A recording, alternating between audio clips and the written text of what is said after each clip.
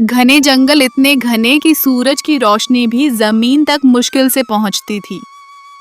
ऊंचे पेड़, ऊंची पहाड़ी थे, जैसे कोई राज छुपा रहे हों। उसी जंगल के बीच एक चट्टान के नीचे बनी गुफा में दो बहनें रहती थीं। बड़ी बहन अनन्या, 23 साल, छोटी बहन काव्या, 19 साल। उनके माता पिता कई साल पहले बीमारी से गुजर चुके थे। इलाज में सब कुछ खत्म हो गया था। अब गुफा ही उनका घर थी। उस रात गुफा के बाहर किसी के चलने की आवाज आ रही थी।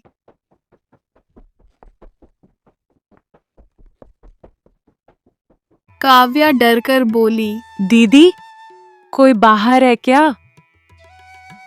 अनन्या बाहर गई, लेकिन वहां कोई नहीं था। सुबह जब दोनों उठी, गुफा के बाहर लकड़ी का गट्ठर रखा था और उस पर लिखा था, नीली झील मत आना, वरना तुम दोनों वापस नहीं लौटोगी। दोनों एक दूसरे को देखने लगी। संघर्ष भरी जिंदगी। अनन्या रोज जंगल से लकड़ी लाती और शहर में बेचती। काव्या घर का काम करती। एक दिन बाजार में बूढ़ा व्यापारी बोला, अगर अमीर होना है तो नीली झील के पास की लकड़ी लाओ, लेकिन वहां जाना आसान नहीं। वहां झील की रक्षक आत्मा रहती है। अगले दिन दोनों निकल पड़ी। जंगल अंदर जाता गया। रास्ता खतरनाक होता गया। अचानक पेड़ों के पीछे एक काली परछाई उनका पीछा कर रही थी। काव्या बोली, दीदी, कोई हमें देख रहा है। लेकिन पीछे कोई नहीं था। अचानक एक सफेद हिरन सामने आया। दोनों चौंक गईं। हिरन बोला, आगे मत जाओ, वहाँ खतरा है। मैं पहले इंसान था, झील की रक्षक ने मुझे श्राप दिया। अगर कोई झील का पवित्र जल पिला दे तो मैं आजाद हो जाऊंगा। झील नीली रोशनी में चमक रही थी। तभी पानी से एक रहस्यमयी स्त्री निकली। क्यों आई हो यहाँ? अनन्या बोली, हम लालच से नहीं, किसी की मदद के लिए आए हैं। फिर बोली, अगर मेरे 3 सवालों के जवाब दिए तो जल ले जा सकती हो। पहला सवाल जो दिखता नहीं लेकिन सबसे ताकतवर है, अनन्या। विश्वास। दूसरा सवाल जो आगे बढ़ता है लेकिन वापस नहीं आता, काव्या। समय। तीसरा सवाल जो खुद जलता है लेकिन दूसरों को रोशनी देता है, काव्या। दीपक। रक्षक मुस्कुराई। लोग दौलत के लिए आते हैं, तुम पहली हो जो मदद के लिए आई हो। फिर वह वहां से जल लेकर हिरण के पास आए। उन्होंने हिरण को जल पिलाया। वह राजकुमार बन गया। जब दोनों गुफा लौटी, वहां सोने के सिक्के और रत्न थे।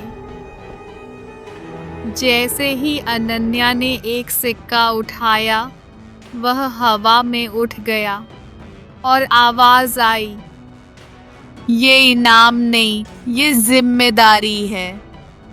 राजकुमार उन्हें अपने राज्य ले गया। राजा बोला, मांगो, क्या चाहती हो? अनन्या। हमें कुछ नहीं चाहिए। राजा भावुक हो गया। उसने कहा, तुम दोनों हमारे परिवार का हिस्सा बनो।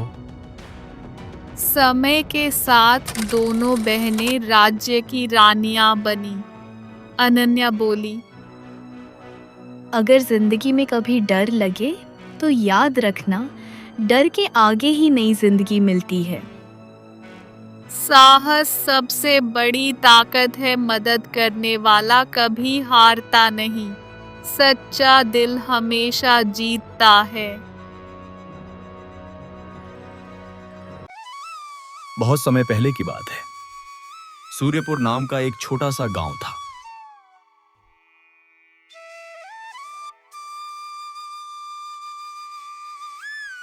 इस गांव में दो किसान रहते थे। एक किसान का नाम था हरि और दूसरे का नाम था केशव। दोनों बचपन से साथ खेले कूदे थे और उनकी दोस्ती बहुत गहरी थी।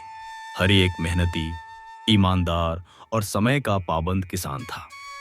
वह हर दिन सूरज निकलने से पहले उठता, खेतों में जाता और पूरे मन से काम करता।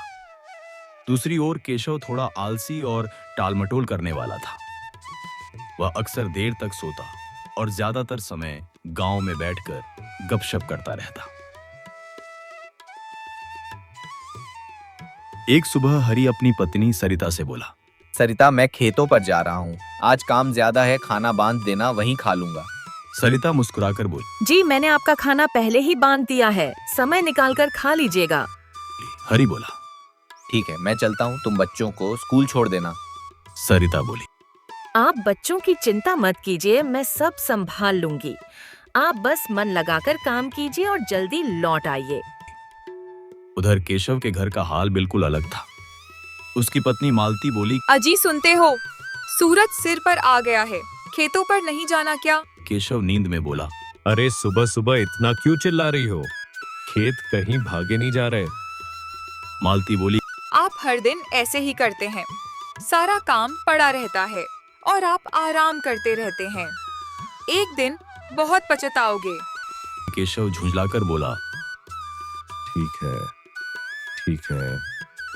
उठ रहा हूँ। नहाने के बाद केशव बोला। आज खाने में क्या है? मालती बोली।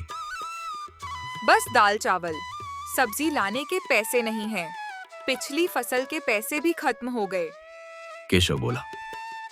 कोई बात नहीं, यही खा लेता हूँ। खेतों में हरि पूरे मन से जुताई कर रहा था। तभी केशव आया और बोला। अरे हरि, आज ही पूरा खेत जोत डालोगे क्या? हरि मुस्कुराया। हाँ भाई, थोड़ा ही बचा है, आज पूरा कर लूंगा ताकि कल बीज बो सकूं। केशव बोला। इतनी धूप में काम करना मुश्किल है, मैं तो थोड़ा आराम कर लूंगा। हरि खाना खाने ही वाला था कि तभी एक साधु बाबा वहां आ पहुंचे। साधु बोले। बेटा, बहुत भूख लगी है, कुछ खाने को मिलेगा? हरि आदर से बोला। बाबा, मेरे पास साधारण खाना है, लेकिन आप प्रेम से खा लीजिए। साधु प्रसन्न होकर बोले। तुम्हारा हृदय बहुत बड़ा है। केशव भी वहां आ गया और साधु को प्रणाम किया। खाना खाने के बाद साधु बाबा ने अपनी झोली से 2 मुट्ठी छोटे बीज निकाले और बोले। ये जादुई बीज हैं, लेकिन याद रखना, ये सिर्फ उसी को फल देंगे जो इन्हें प्यार और मेहनत से सींचेगा। हरि ने साधु की बात गांठ बांध ली। अगले दिन उसने बीज बोए और रोज पानी दिया। केशव ने भी बीज बो दिए, लेकिन बोला। बीज तो जादुई है, अपने आप उग जाएंगे। उसने देखभाल नहीं की। कुछ हफ्तों बाद हरि के खेत में बड़े बड़े चमकदार कद्दू उगाए। कद्दू तोड़ते ही फिर नए कद्दू उगाते। सरिता खुशी से बोली। यह तो सच में जादू है। दूसरी ओर केशव के खेत में सिर्फ सूखे पौधे थे। केशव बोला। साधु ने मुझे धोखा दिया। हरि ने समझाया। नहीं भाई, गलती हमारी मेहनत में थी। केशव को अपनी गलती समझ आई। वह बोला। मैंने आलस किया, इसलिए मुझे कुछ नहीं मिला। हरि ने कद्दू बेचकर खूब धन कमाया और सुखी जीवन जिया। केशव ने सीख ली कि मेहनत के बिना कोई जादू काम नहीं करता। सीख मेहनत, प्रेम और धैर्य से ही सफलता मिलती है। जादू भी उसी का साथ देता है जो खुद मेहनत करता है। बहुत समय पहले की बात है। आनंदपुर नाम का एक सुंदर गांव था।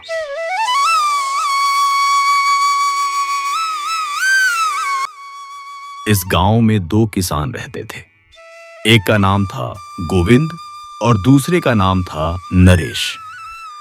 दोनों बचपन से दोस्त थे और एक दूसरे के बिना रह नहीं पाते थे। गोविंद एक मेहनती और समझदार किसान था। वह हर दिन सूरज निकलने से पहले उठकर खेतों में चला जाता और पूरे मन से काम करता। वहीं नरेश थोड़ा लापरवाह और आलसी था। वह सोचता था कि किस्मत अपने आप सब कुछ दे देगी। एक सुबह गोविंद अपनी पत्नी सुनीता से बोला, सुनीता, आज खेत में ज्यादा काम है, खाना बांध देना, वहीं खा लूंगा। सुनीता बोली, जी, मैंने सब तैयार कर दिया है, समय पर खा लीजिएगा। गोविंद बोला, बच्चों को स्कूल छोड़ देना। सुनीता ने कहा। आप निश्चिंत रहिए। उधर नरेश के घर उसकी पत्नी कमला बोली, अजी अभी तक सो रहे हैं? सूरज कब का निकल आया है? नरेश करवट बदलते हुए बोला, अरे अभी बहुत समय है, खेत कहीं भागे नहीं जा रहे। कमला बोली, आप हर दिन यही कहते हैं, मेहनत नहीं करेंगे तो फसल कैसे आएगी? नाश्ते में नरेश ने पूछा। आज सब्जी क्यों नहीं है? कमला बोली, पिछली फसल के पैसे खत्म हो गए हैं, जब अगली फसल आएगी तब बनेगी। नरेश चुप हो गया। खेतों में गोविंद पूरी लगन से काम कर रहा था। नरेश उसे देखकर बोला, इतनी जल्दी क्यों करते हो? थोड़ा आराम भी जरूरी है। गोविंद मुस्कुराया। समय पर काम करोगे तो बाद में आराम मिलेगा। उसी दिन एक रहस्यमयी साधु गांव के बाहर आए। गोविंद ने उन्हें भोजन कराया। साधु प्रसन्न होकर बोले, बेटा, ये विशेष बीज हैं, ये वही देंगे जो तुम दिल से चाहोगे, लेकिन सिर्फ मेहनत करने वालों को। गोविंद ने बीज बोए और रोज देखभाल की। नरेश ने भी बोरीते दिए, लेकिन बोला, बीज खास हैं, खुद ही उग जाएंगे। नतीजा कुछ दिनों बाद गोविंद के खेत में विशाल सुनहरे आलू उगाए। फसल तोड़ते ही फिर नई फसल आ जाती। सुनीता खुशी से बोली, हमारी किस्मत बदल गई। उधर नरेश के खेत में कुछ भी खास नहीं उगा। नरेश बोला, मैंने आलस किया, इसलिए कुछ नहीं मिला। गोविंद बोला, मेहनत ही असली जादू है। सीख जो मेहनत करता है, जादू भी उसी का साथ देता है। किस्मत उन्हीं की चमकती है जो खुद हाथ गंदे करते हैं। दोस्तों, वीडियो कैसा लगा कमेंट में बताएं और अच्छा लगा तो वीडियो को लाइक कर दें और ऐसे ही मजेदार कहानी के लिए चैनल को सब्सक्राइब कर दें और बेल आइकन ऑल पर क्लिक कर दें। धन्यवाद।